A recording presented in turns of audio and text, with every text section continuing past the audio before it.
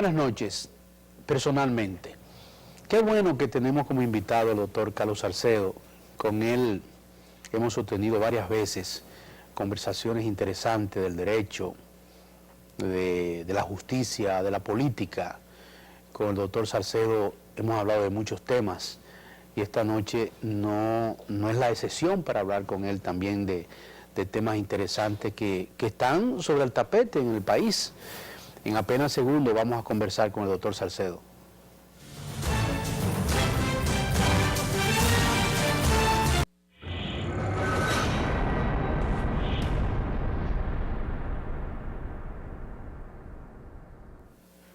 Con nosotros el doctor Carlos Salcedo.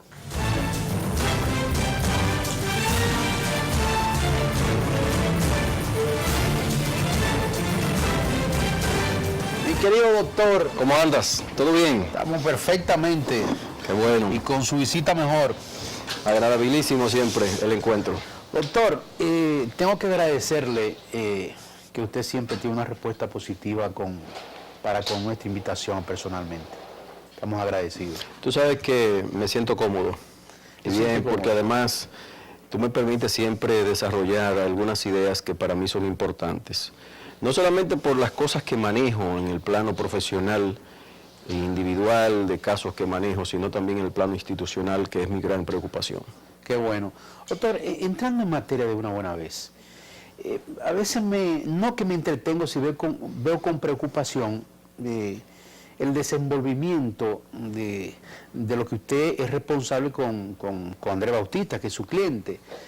Y me pongo a ver las cosas, obviamente yo soy un imberbe en la materia, pero veo cosas que usted a veces se pone a desarrollar frente al juez Ortega Polanco y me lleva mucho tiempo porque usted se va a lo profundo con el asunto del desenvolvimiento y demostrándole y desnudando muchas cosas y creo que obviamente con muchas justificaciones, argumentos, diciéndole al juez lo que hay. Todas esas cosas que usted presenta, todas esas pruebas, son tan contundentes. Mira, yo creo que debemos empezar por las pruebas que no existen. Una acusación que es, en una acusación se recogen una serie de hechos que tienen de alguna manera una connotación penal, que tienen una relevancia penal, que en su investigación el Ministerio Público ha identificado conductas reprochables por en este caso, el Código Penal o cualquier legislación complementaria. Y que esas conductas, a su vez, tienen un artículo o varios artículos en el Código o en las leyes especiales que las recogen como conductas típicas, antijurídicas y que son sancionables por la ley. Pero para eso hay que hacer un ejercicio probatorio de indicios, no de simples suposiciones, sino que tiene que ser un ejercicio objetivo. Es decir, Andrés Bautista García recibió soborno, se dice, lo dijo alguien, que nunca lo dijo ninguno de esos delatores brasileños, pero vamos a suponer que lo hayan dicho y que sirvan esos elementos de prueba que exhibe el Ministerio Público que no son pruebas. ¿Qué hace el Ministerio Público? Dice, bueno, hay un enriquecimiento ilícito producto de un soborno de Andrés Bautista García. Vamos a ver, yo investigo, indago a través de la Superintendencia de Bancos en cada una de las instituciones financieras sus movimientos de cuentas, pero cada uno de esos movimientos de cuentas yo tengo que ir a la fuente, porque cuando tú ves un estado de cuenta, tú sabes que hay créditos y débitos, pero no te dice el crédito de dónde viene, no te dice el débito de dónde viene, rara vez te lo dice, un préstamo, una facilidad crediticia, muchas veces se identifica. El hecho mismo de que, por ejemplo, el Ministerio Público haya identificado, en el caso de Andrés, por un lado, incluso lo aporta como prueba, 61 millones de pesos tomados en préstamo por Andrés entre el 2002 y el 2006, esa cantidad de préstamos no constituye una violación a la ley ni constituye un soborno, simplemente una facilidad crediticia dada en diferentes momentos a Andrés Bautista García, primero. Segundo, el Ministerio Público ve que entre el 2010 y el 2012 2016, Andrés Bautista García tomó préstamos por 121 millones de pesos, 119 millones de pesos. Bueno, ¿cuál es la fuente? ¿Fue un soborno? No, un préstamo que otorgó el Banco Popular en diferentes momentos. Préstamos hasta de 40 millones, 10 millones repetidamente, 5, 2, 1, etcétera, 500 mil. Pero aparte de eso, si identificados estos préstamos no encuentra justificación de otras partidas y ve que en los estados de cuenta figuran diferentes personas como titulares de esa cuenta, se encuentra a Serafín Wilfredo Bautista, a Fernando Fernández, a Carlos Porrelo y a otras personas también, ¿qué va a decir cualquier contador o cualquier técnico? Va a decir, bueno, esto es una cuenta mancomunada, vamos a ver si es de una empresa. Si hubieran indagado oportunamente y pertinentemente, eficazmente, hubieran ido a Moca, hubieran ido al propio banco y a todas las instituciones que le compran a Andrés Bautista García y a las empresas a las que pertenece, vamos a verificar, denme las facturas de venta, ¿qué fue lo que ustedes vendieron? Bueno, yo vendí 39 millones de cerdos en 14 años, mírenlo aquí, la prueba. Miren la factura, los conduces, miren los cheques de Indubeca y de las tantas empresas, Productos Chef, que le han comprado a Agropecuaria Bautista, para decir una sola de las empresas. Se va a cada una de esas empresas y verifica que esas facturas sean ciertas, los conduce. Aparte de eso, hay incluso empresas de esas que en la mayor parte de los casos mandan una solicitud, una requisición previa de facturación. A veces cotizaciones, todo eso existe. Pero el Ministerio Público, en su labor de investigación de año y medio, nunca fue a Agropecuaria Bautista, nunca fue a Biogenetic, nunca fue a ninguna de las granjas de Andrés Bautista García, nunca hizo un contacto con un solo cliente de Andrés Bautista García, nunca habló con uno de los empleados de Andrés Bautista García, nunca entrevistó al hermano de Andrés Bautista García, nunca entrevistó a José López, nunca entrevistó a Fernando Fernández, nunca entrevistó a Carlos Porrero, nunca entrevistó a la comunidad, no fue a ver físicamente en la provincia de Espaillat, en Moca específicamente, y las comunidades donde se encuentran estas propiedades, a investigar objetivamente si eso que figuraba en los bancos era cierto. Y esos cientos y cientos de páginas de ese expediente que llevó el Ministerio Público, ¿dónde aparecieron? Eso, cuando nosotros dijimos que eso era un esperpento, la acusación del Ministerio Público, y la llamamos mamotreto, tú sabes lo que es un esperpento, es una figura literaria creada por Valle Inclán, Ramón del Valle Inclán, que permite que, incluso usado para otros fines sociales, más allá de lo literario, que permite que hayan donde a partir de ella se desnaturaliza la verdad. Y el mamotreto es un libro enorme, grande, pero que no tiene ningún contenido, diríamos, de esencialidad vital, de esencialidad intelectual, de esencialidad material. Entonces nosotros lo llamamos como es. Hasta eso el Ministerio Público chilló, porque entendía que estábamos utilizando epítetos, una serie de cosas. Esas son palabras del español que definen exactamente lo que es ese mamotreto. El mamotreto es una suma de papeles que no tienen ninguna razón de ser, ni que están soportados en prueba, evidencia alguna. En el caso de Andrés Bautista García, particularmente. Hay errores en cantidad que benefician a los demás imputados, pero yo tengo que hablar de Andrés. Si hubiera ido, y por eso digo, antes de hablar de la cantidad de pruebas del Ministerio Público, sí, vamos a hablar de lo que no existe. No existe una sola prueba de un soborno que en el Ministerio Público haya existido ni siquiera en la cabeza una conexión de eso con una realidad, ni en circunstancia, ni modo, ni hecho, ni lugar, ni persona, ni nada, ni cuenta, ni valores. Peor, Andrés Bautista García hizo lo que no hizo el Ministerio Público. Aportó, con lo que te dije ahorita, cada una de las pruebas de cada una de las ventas que hizo la empresa o las empresas que hicieron cada una de las empresas de Andrés Bautista García y él personalmente. Pero aparte de eso, la labor que debió hacer el Ministerio Público era probar, en el caso de Andrés Bautista García, que sus bienes eran ilícitos. Andrés hizo lo que no hizo el Ministerio Público y demostró que cada peso que tiene Andrés Bautista García invertido es el producto de su trabajo tesonero por casi 50 años. Cuando tú tienes una persona que tiene, Andrés fue regidor, Andrés fue director del Instituto del Tabaco en la República Dominicana, trabajó en agricultura antes y luego fue en el año 94 cuando llega a ser senador de la República. Pero durante todo ese tiempo, desde el año 1970, Andrés ha venido trabajando, que es el producto de una familia honorable de la provincia de Espaillat, que su padre, don Chacho, de Andrés Avelino Bautista, era un reconocidísimo productor agropecuario en la provincia de Espaillat, queridísimo en la provincia de Espaillat. Sus hijos no son los menos. En la provincia de Espaillat tú tienes que rodar por cualquier carretera o calle de la ciudad de Moca, de la provincia, y tú dices, ¿de quién es eso? Ah, eso es de Andrés, pero ¿cuántos años tiene eso? Del año 72. Y aquello, desde el año 87. Y aquello, del año 78. ¿Y desde cuándo pertenece Andrés Bautista García a productores agropecuarios en la provincia de Espaillat? A PASA, por ejemplo. Pertenece del año 87. Ni soñaba ser senador. ¿Desde cuándo pertenece Andrés Bautista a Agropecuarios Unidos? ¿Han sido exitosas esas empresas? Todas, todas.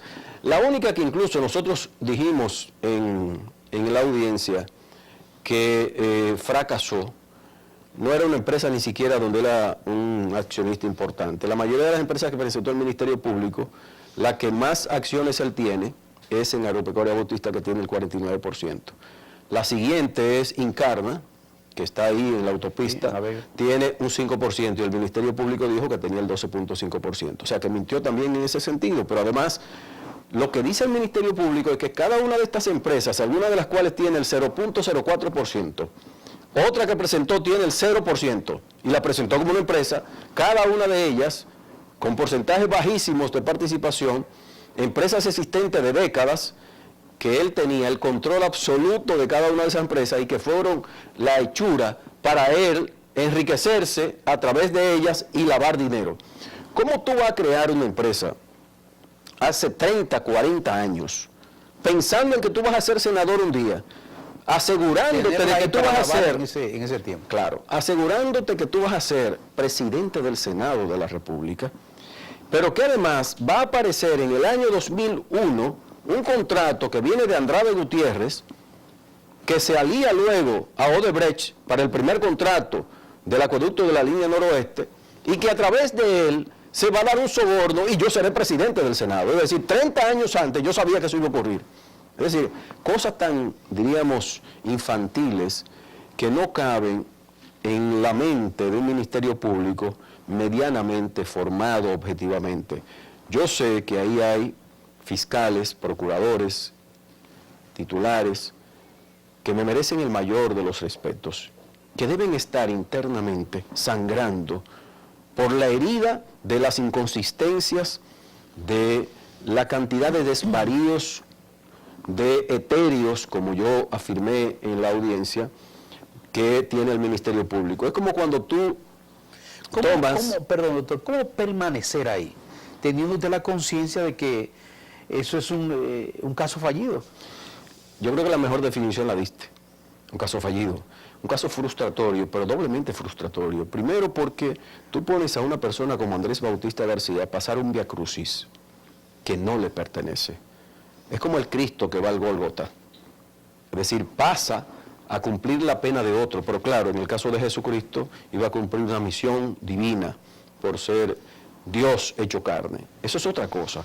Pero los seres humanos que no somos Jesucristo, que nos someten a un proceso judicial como se ha sometido Andrés Bautista García, pasamos por un real viacrucis, doblemente pernicioso.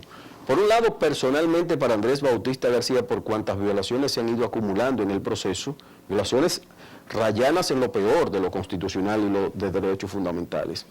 Pero en segundo lugar, Guarionex, lo que eso ocasiona, el saherir a la sociedad y a la justicia dominicana, cuando se utiliza la justicia dominicana como instrumento para otros fines.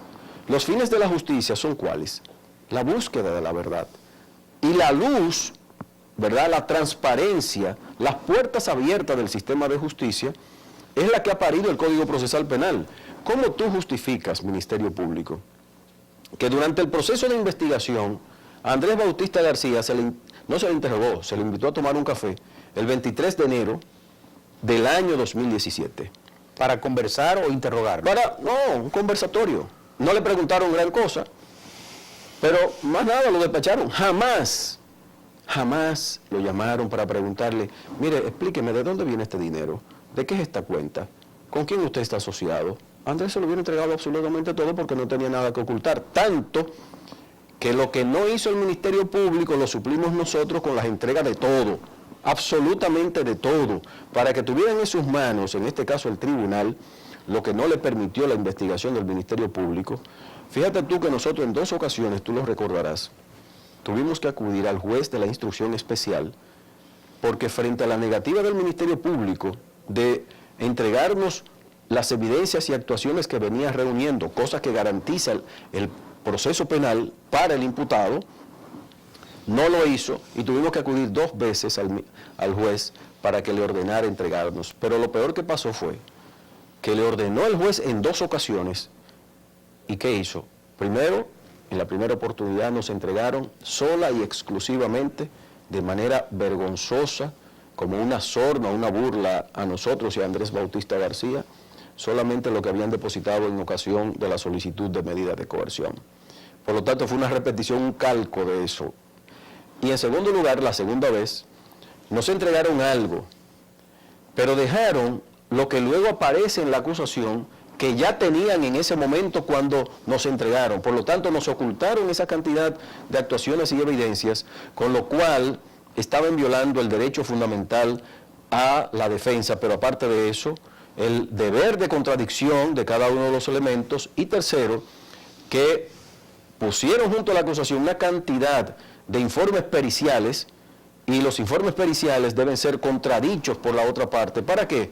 Para sugerir un objeto diferente en la pericia. 2, para impugnar a ese perito, porque puede ser recusado. 3, para sugerir otro perito, o para sugerir uno adicional. Nada de eso hizo el Ministerio Público, porque a final de cuentas lo que tenía era simplemente preelaborada una acusación que finalmente se va a destrozar como se destrozó y como yo demostré y como demostramos toda la defensa de Andrés, que se trataba de un edificio construido sobre bases falsas, fofas, sobre vigas y bases totalmente movibles ante la primera tempestad, la más leve de las brisas. Y hubo nada más que toparle, para que se fuera ese edificio acusatorio y cayera para deshonra del sistema de justicia, ¿verdad? Pero sin dejar de ver el daño que le han causado lamentablemente a Andrés Bautista García, a su familia, a sus relacionados, a las empresas a las que pertenece, a la comunidad política que lo sigue, no solamente a sus seguidores del partido. ¿Las empresas siguen operando? Sí, perfectamente. Pero no están congeladas sus cuentas. No, hay cuentas personales congeladas, pero fíjate tú, que la cuenta que más dinero tenía personalmente de Andrés Bautista García tenía apenas 149,000 pesos, alrededor de 149,000. Otras cuentas incluso que el Ministerio Público no investigó, o que no reveló la realidad. Hay cuentas que tienen 0.04 dólares, es decir, no tienen nada. Hay cuentas que tienen 10 pesos. Es decir, Andrés es un hombre que, aunque ha ascendido social y políticamente y empresarialmente, es un hombre del campo. Él se considera un hombre del campo porque vive de eso, vive para eso. Le encanta el ganado, le encantan los cerdos. ¿El juez le podría decir a usted, o el Ministerio Público, cómo se sustentan esas empresas si él no tiene casi dinero en el banco? Mira lo que pasa. Si tú me preguntas a mí cuánto yo tengo en el banco, honestamente no lo tengo en mi cabeza. Pero probablemente sería el error más grande de la vida que tú o yo tuviéramos un dinero inhábil en una cuenta de ahorro, una cuenta corriente. ¿Qué es lo que hace un productor? El productor, si tiene 100,000 gallinas, quiere 200 y reproduce y sigue creciendo. Si en lugar de tener una finca para 100 vacas, puede tener otra, o puede adquirir otra, o un pedazo de tierra al lado, donde pueda poner 200 vacas, el dinero que le va entrando lo va invirtiendo, porque primero, tiene ganancia por la producción del ganado, la producción de cerdos, o la producción de gallinas, de huevos, de pollos y demás, Pero aparte de eso, la propia tierra genera una ganancia de capital en el tiempo. De hecho, permanentemente la Dirección General de Impuestos Internos actualiza los valores de los inmuebles. Por ejemplo, Andrés Bautista García, dentro de las impropiedades del Ministerio Público, se afirma que se enriqueció a través de inmuebles y que aumentó su fortuna en 1033%, en 333%, dependiendo del periodo analizado. Y resulta que tú sabes cuál es el valor que toman, el valor que tiene actualmente el inmueble en la Dirección General de Impuestos Internos. Pero resulta que cuando yo compro un solar que hoy me costó $1.000.000, al año que viene eso tiene un crecimiento vegetativo, hay una ganancia en relación con eso. Y cuando la renta actualiza el valor, en lugar de $1.000.000 probablemente tengo $1.500.000, $2.000.000. Imagínate tú un inmueble que tú hayas comprado en el año 1995, al día de hoy, que tú hayas comprado en el año 2002, en el año 2001, y hayan pasado 15 años, 16 años. La plusvalía es enorme.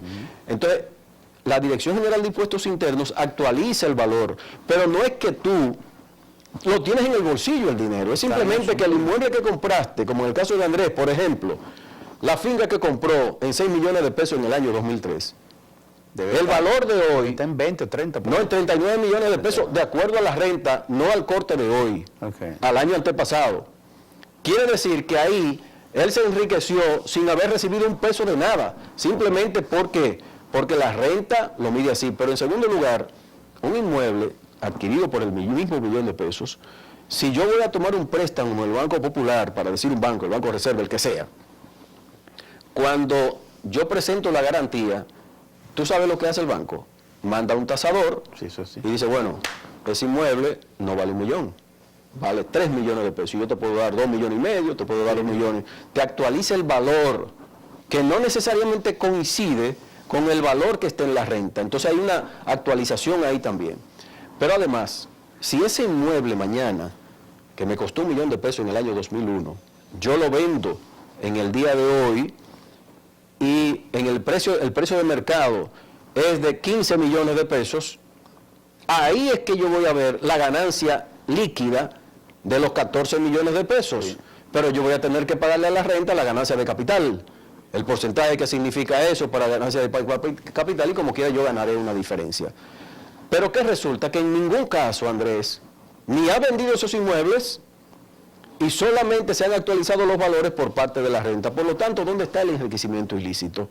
Es decir, si fuera por eso, incluso el Ministerio Público dice otra aberración, que bueno, como su patrimonio, fíjense ustedes que ahora se inventaron una cuestión nueva en el Ministerio Público, cosa que rompe todos los principios de contabilidad general, no solamente en República Dominicana, sino en el mundo.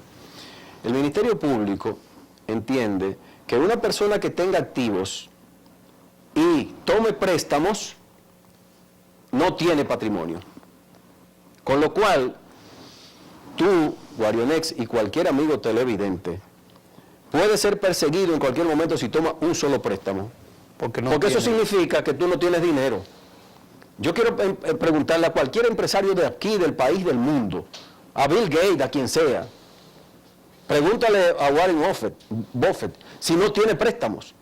Pregúntale a Carlos Slim si no tiene préstamos. Los hombres más ricos del mundo, te estoy poniendo. Es decir, los grandes poseedores de activos y bienes y recursos no ponen su dinero tampoco. No ponen su dinero. Sí. Además, ve y busca los $80.000 millones que tiene Carlos Slim, para decir un monto. Yo no sé exactamente en cuánto está su fortuna. Ve a ver si lo tiene en el banco. ¿Tú sabes en qué lo tiene? Inversiones. En inversiones, en acciones que tienen un valor determinado, pero a lo mejor tú vas al banco y en las cuentas de Carlos Slim, no te sorprenda, puede ser que hayan $2 o $3 millones, porque sería incluso improductivo y una persona corta de tener un dinero en su cuenta sin que eso sea reproductivo. Tendrá una reserva, diríamos, suficiente para el nivel que esa persona tiene para poder solventar sus gastos. En el caso de Andrés, lo que tiene en banco siempre es lo que mínimamente él necesita para comer y para moverse. Pero es una estupidez que un inversionista tenga los cuartos ahí guardados. Doctor, lo peor que podría suceder negativamente con su cliente?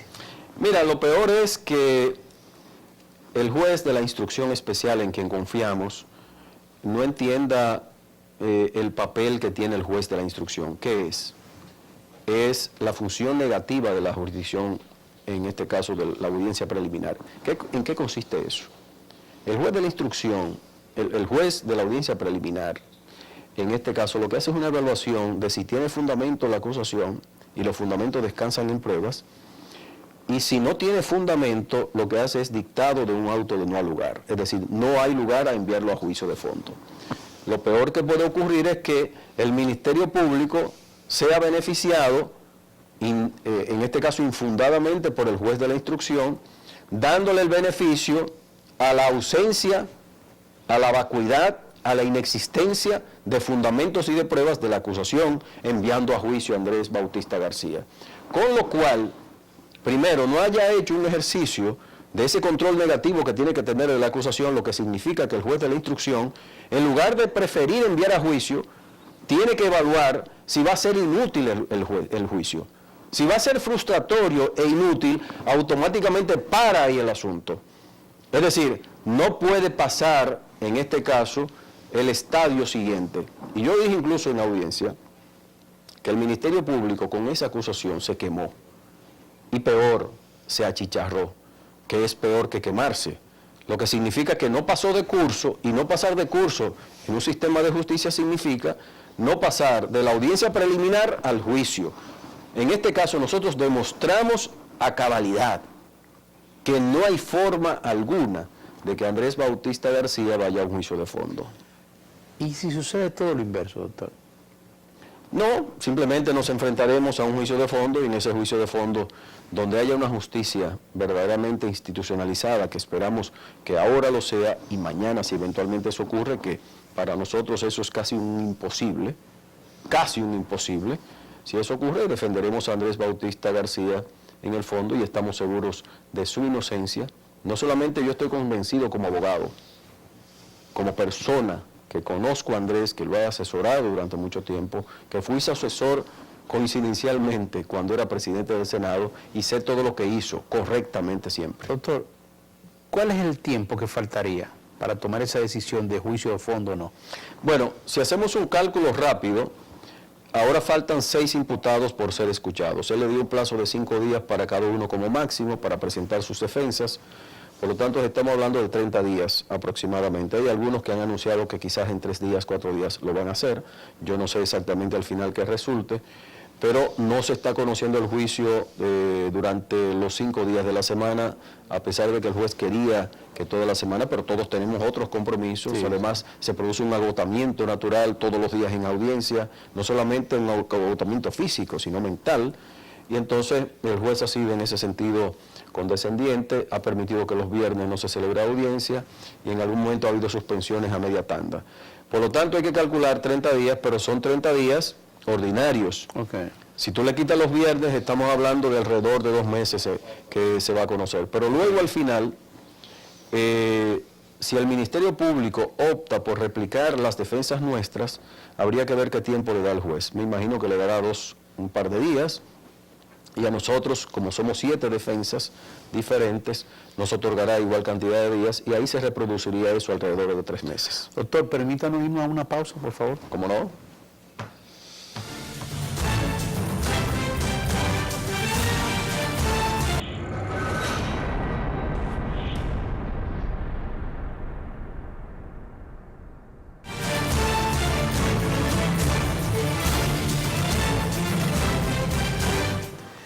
Conversando con el doctor Carlos Salcedo, interesante la conversación. Doctor, su parecer con relación a la Suprema Corte de Justicia y lo que se espera con esta elección de los próximos 14 jueces, conjuntamente con el presidente de la Suprema Corte de Justicia y el Consejo Nacional de la Magistratura, que ya antes ha seleccionado 4 jueces del Tribunal Constitucional, y no obstante, el Tribunal Superior Electoral, que tiene un tiempecito, pero el comportamiento del Consejo Nacional de la Magistratura y lo que usted espera para esta elección de la Suprema Corte de Justicia. Mira, Uno que ha luchado por la vida institucional y que ha sido partícipe de muchos de los eventos de transformación normativa en el país, no solamente cuando fuimos director de FINJU, sino en momentos anteriores y posteriores, hemos intervenido en muchos aspectos de la vida nacional. Y eso ha parido una serie de instrumentos, de estructuras normativas, que de alguna manera permite exhibir avances significativos. Eso no necesariamente se compadece con los avances operativos del sistema, que han habido retrocesos, han habido avances, pero mucho más retrocesos en algunos aspectos. En el plano constitucional se produjo una reforma importante en el año 2010, indudablemente importante.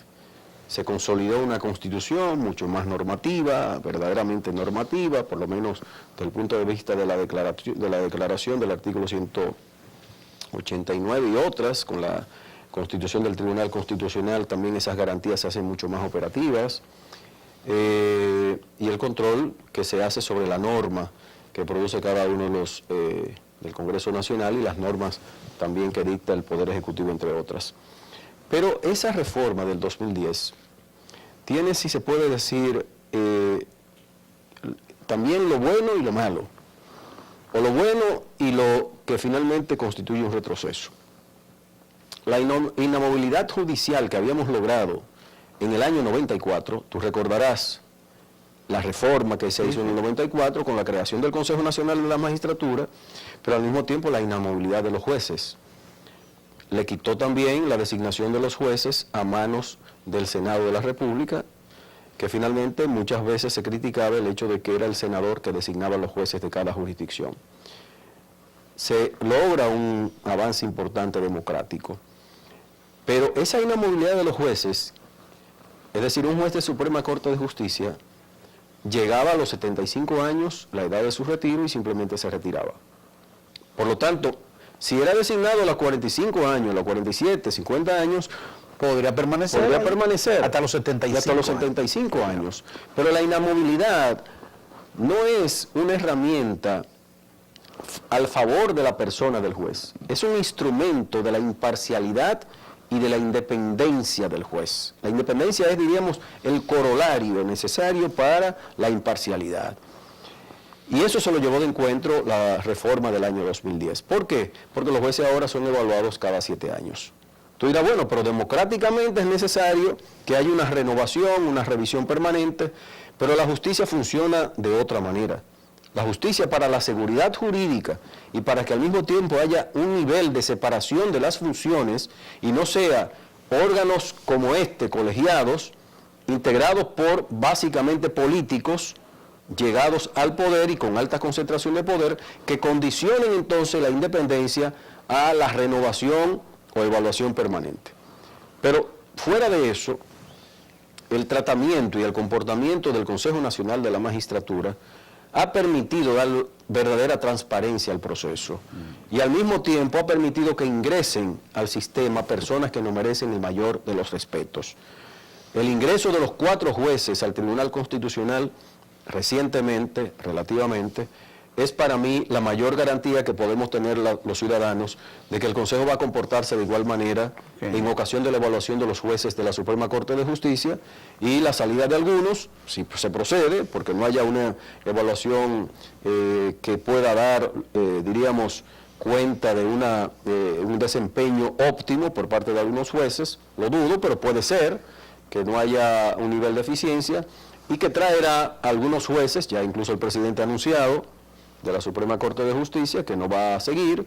Ya también hay otros jueces, por lo menos otro que conozco, que tampoco va a participar y simplemente se va, por lo tanto ya hay 2 plazas, pueden haber más. Lo que aspiramos es que finalmente el perfil del juez supremo, del juez de la Suprema Corte de Justicia, sea el juez ducho, experimentado, capacitado e independiente. Es decir, que no importa que mañana el Consejo Nacional de la Magistratura, integrado por básicamente órganos políticos y con una alta concentración por parte del Poder Ejecutivo, por las personas que dependen de él directamente, que eso no mediatice o no condicione la actuación, el desempeño óptimo que se espera de la justicia dominicana. Porque no tiene que ser William Rehnquist, no tiene que ser un juez de la Suprema Corte de Justicia de los Estados Unidos que diga que la diadema de la democracia, es decir, la corona de la diadema real de la democracia, es el sistema de justicia. Por como anda el sistema de justicia, digo yo, anda el sistema democrático en cada país.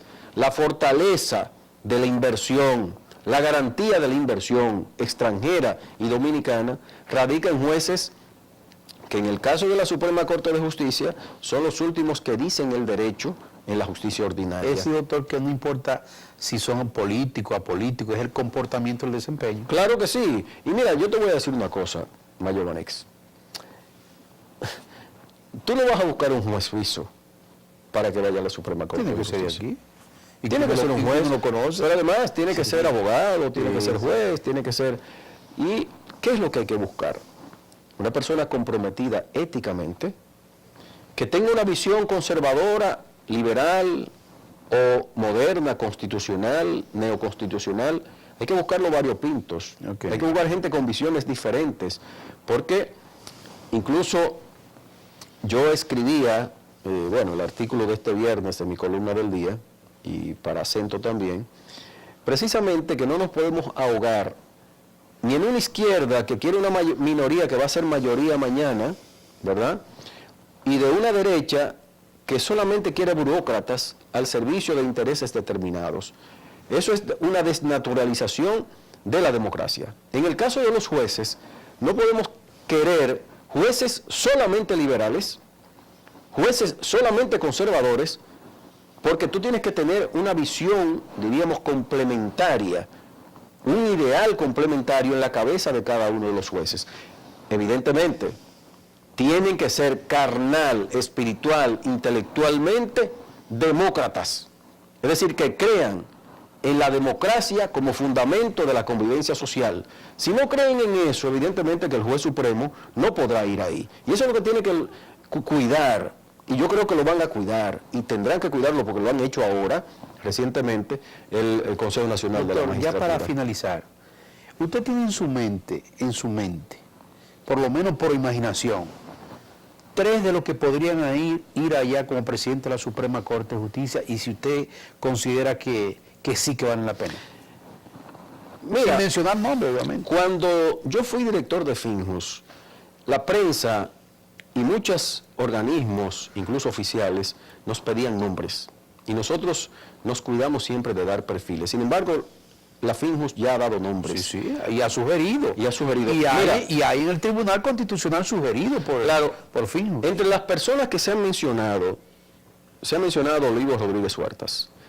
Tremendo abogado, tremendo jurista, y creo que también un tremendo gestor.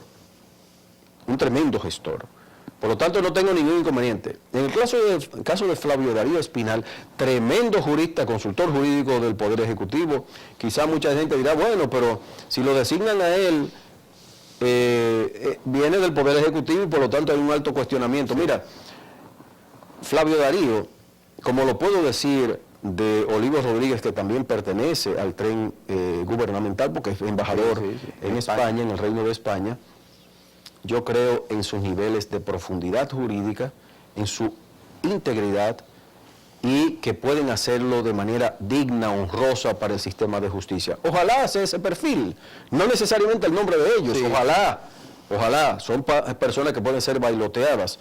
Tú tienes, por ejemplo, un Luis Miguel Pereira. Tú quieres un jurista él estuvo aquí más acabado que Luis Miguel Pereira. Yo le dije a él aquí. Y además un hombre con determinación. Yo me soñé que era presidente, me dijo, ¿por qué te atreviste a soñar eso? Él no dijo que no quiere que lo tome en cuenta.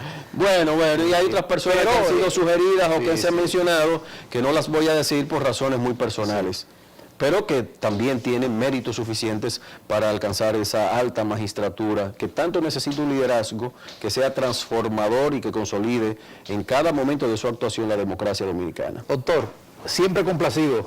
Gracias del alma. Gracias al doctor Carlos Salcedo. Buenas noches.